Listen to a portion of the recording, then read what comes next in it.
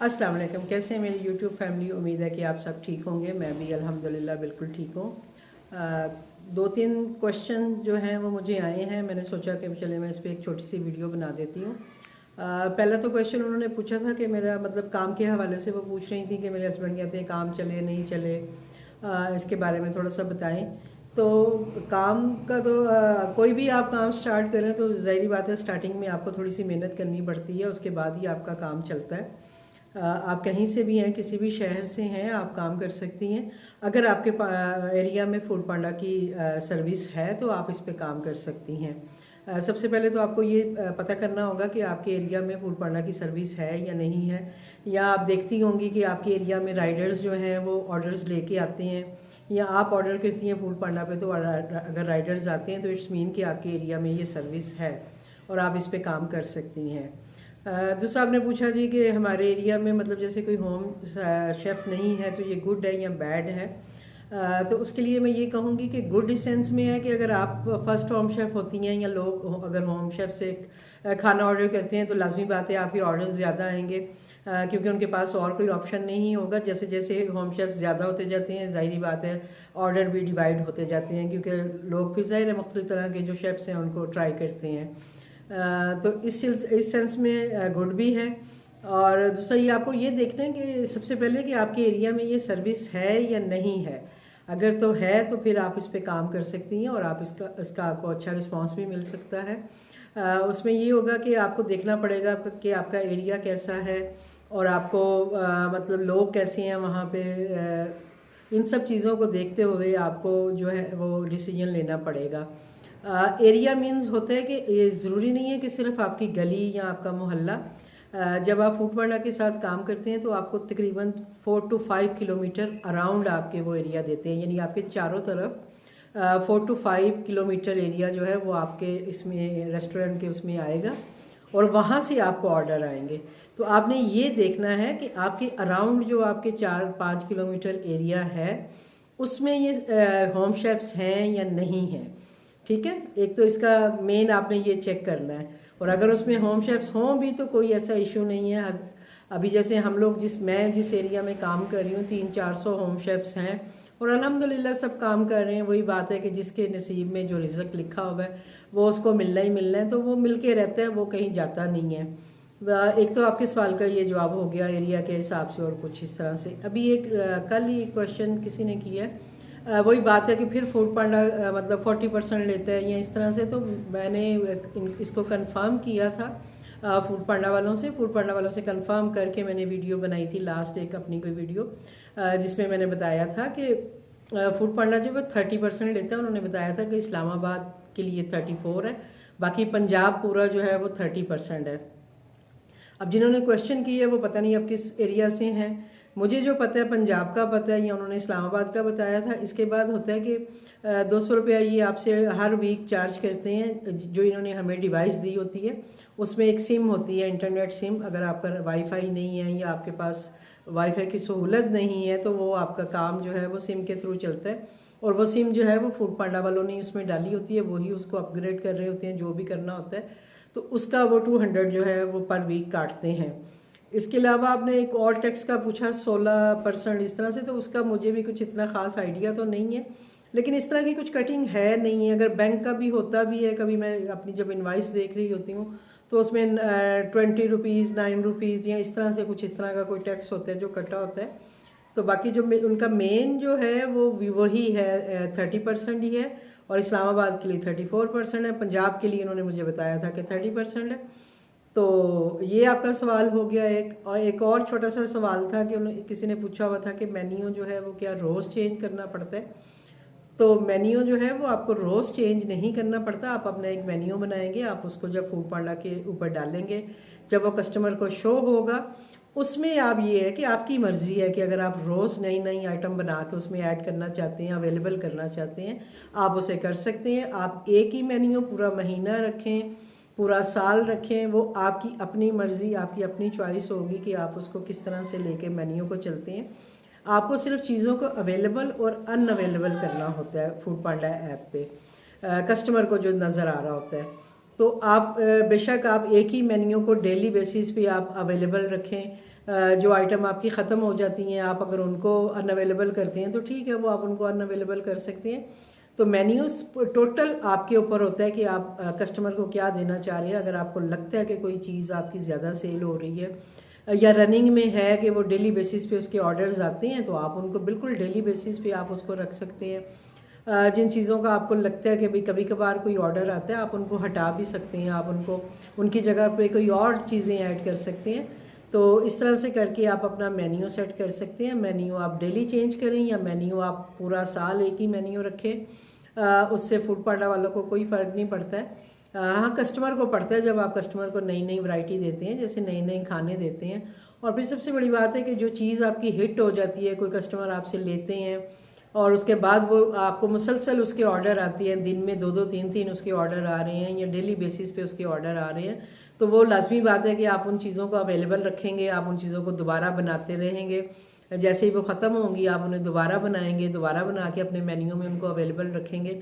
मैं भी ऐसे ही करती हूँ कि जो चीज़ें मेरी सेल होने वाली होती हैं वो अभी ख़त्म भी नहीं होती, मेरे पास 1 से 2 बॉक्स पड़े होते हैं, उससे पहले मैं अगला बैच बना लेती हूँ ताकि उसको मुझे अनअवेलेबल ना करना पड़े और मेरी चीज़ जो है वो इसी तरह रनिंग में रहे। जो चीज़ें रनिंग में नहीं होती हैं उनको मैं कभी कभी बनाती हूँ, लगाती हूँ, वो सेल हो जाती हैं, फिर 1-2 दिन का गैप देती हूँ, फिर मैं वो चीज़ तैयार करती हूँ, फिर मैं वो दोबारा से लगाती हूँ। लेकिन जो रनिंग आइटम होती हैं वो मेरी हमेशा जो है वो अवेलेबल ही रहती हैं। इवन कि मैं मतलब उनका मटेरियल जो है वो कोशिश करती हूँ कि ख़त्म नहीं हो। जब ख़त्म होता है तो लाजमी बात है वो फिर मुझे अनअवेलेबल करना पड़ता है। तो ये जो थी थोड़ी सी चीज़ें थी जो लोगों ने मतलब पूछी हैं, तो मैंने सोचा कि चलो इस पर एक छोटी सी वीडियो बना देती हूँ ताकि इजीली जो है वो समझ आ जाए सबको। क्योंकि लिख के मुझे वही बात है कि लिखने में मैं कितनी डिटेल लिखूँगी आपके लिए। लिखने में मुझे हर्ज कोई नहीं है, लेकिन मुझे होता है कि आपको समझ आनी चाहिए जो क्वेश्चन आप करते हैं या जो आपके जहन में जो सवाल होते हैं उनके बारे में मैं आपको डिटेल में बता सकूं, ताकि आपको उसको अच्छी तरह समझ के और जो काम स्टार्ट करना चाहते हैं या जो काम कर रहे हैं वो उस हिसाब से जो है वो अपना काम जो है वो मेंटेन रखें। और एक और भी क्वेश्चन था राइडर्स के हवाले से कि भाई राइडर्स जो है, पता नहीं क्वेश्चन मैं भूल गई हूँ, लेकिन मुझे ये है कि राइडर्स के ये है कि जब कभी राइडर की शॉर्टेज होती है तो तब राइडर्स थोड़ा कम होते हैं, तो ऑर्डर्स आपके कैंसिल भी होते हैं और इस तरह की चीज़ें भी होती हैं। अभी यहाँ पे भी जैसे ये धरने वगैरह की वजह से जो है राइडर्स कम थे, तो ऑर्डर्स भी कम आ रहे थे, और अगर ऑर्डर आ रहा था तो राइडर असाइन नहीं हो रहा था, और 1-2 ऑर्डर्स मेरे भी कैंसिल हो गए इसी तरह के। मैंने ऑर्डर रेडी कर दिया लेकिन राइडर ही नहीं उनको मिला, तो जाहिर बात है कस्टमर इतना वेट नहीं करते, और वो कस्टमर ने खुद ही ऑर्डर जो था वो कैंसिल करवाया जी कि मुझे काफ़ी लेट हो गया, मुझे मिला नहीं है। उसमें मेरी गलती नहीं थी क्योंकि मैंने तो बना के रखा हुआ था, राइडर अवेलेबल नहीं था, तो उस वजह से चीज़ें ऊपर नीचे ज़रूर होती हैं। इन चीज़ों को भी आप प्लीज़ देख के चला करें।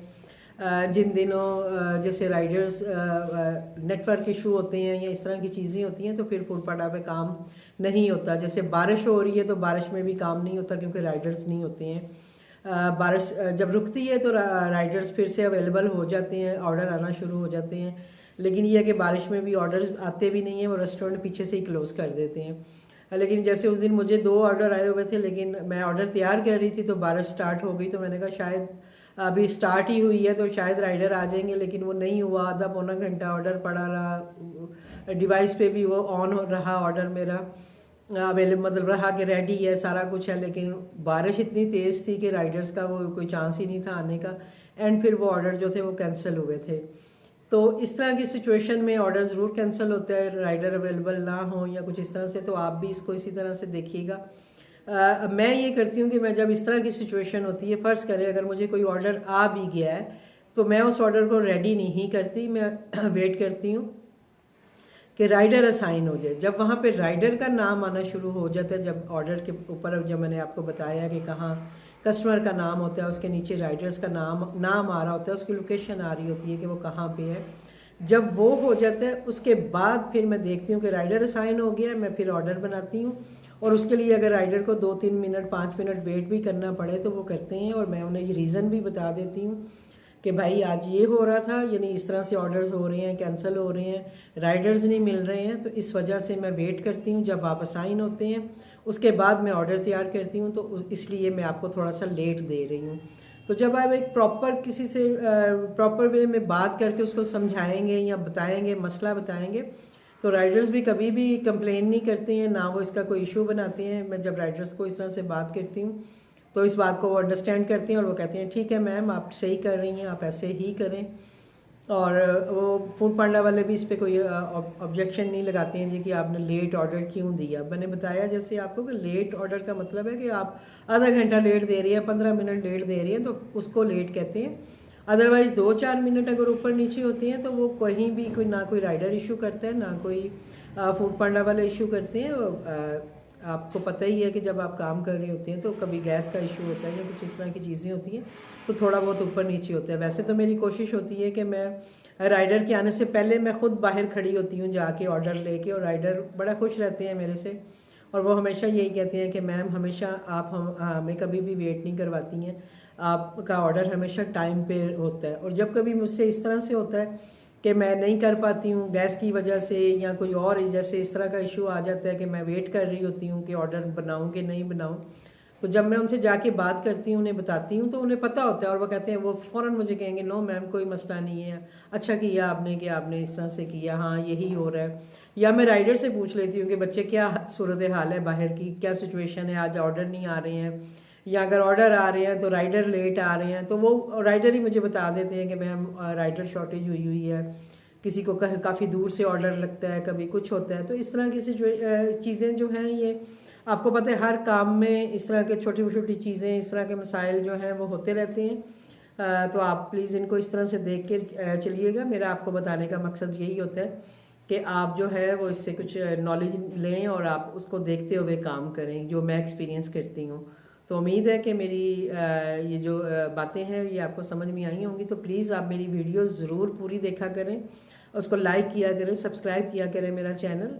आपको जो भी इंफॉर्मेशन चाहिए, मैं अपनी पिछली तमाम वीडियोस में जो है वो इंफॉर्मेशन आपको दे चुकी हूँ। उसके बावजूद कोई सवाल करता है मैं फिर भी आंसर करती हूँ, ऐसा नहीं है कि मैं नहीं करती हूँ, लेकिन बेहतर यही होता है कि मेरा आंसर होता है कि प्लीज़ आप जाके मेरी मेन्यू वाली वीडियो देख लें, मेरी टाइमिंग वाली वीडियो देख लें, या मेरी इस तरह की चीज़ें जाके देख लें, जिसमें कि मैंने काफ़ी डिटेल में आप लोगों को मेंशन किया है कि कैसे आपने क्या करना है, पोर्टल कैसे करना है। अभी मैं कल देख रही थी, मैंने ऐसे ही अपना पोर्टल खोला है तो उन्होंने डैशबोर्ड ही चेंज कर दिया, यानी जो मैंने आपको दिखाया था वो डैशबोर्ड अब है ही नहीं है। तो मैं सोच रही थी कि मैं अब इस पर भी एक छोटी सी वीडियो बनाऊंगी, आपको नया डैशबोर्ड जो आया है वो दिखाऊंगी। मुझे बड़ा अच्छा लगा, उसके फीचर्स वगैरह बड़े मज़े के हैं और काफ़ी अच्छा नज़र आ रहा है उसमें सारा कुछ, यानी एक ही पेज पे आपको सारा कुछ मिल रहा है। तो मैं इंशाल्लाह उसके लिए भी एक छोटी सी वीडियो बनाऊंगी और आपके साथ शेयर करूंगी। जो भी कुछ नया मुझे पता चलेगा मैं ज़रूर आप लोगों के साथ शेयर करूंगी। और इसके अलावा भी अगर फिर भी आपको कुछ सवाल करना है, कुछ पूछना है, तो प्लीज़ आप मुझसे कांटेक्ट कर सकते हैं, मुझसे क्वेश्चन कर सकते हैं। मैं इंशाल्लाह इसी तरह छोटी छोटी वीडियोस बना के आपके सवालों के जवाब भी दूंगी और कोशिश करूंगी कि मैं जितना आपको समझा सकती हूँ अच्छे तरीके से आपको समझाऊँ। ठीक है जी, अब मुझे दीजिए इजाज़त, इंशाल्लाह फिर मिलती हूँ आपसे। अल्लाह हाफिज़।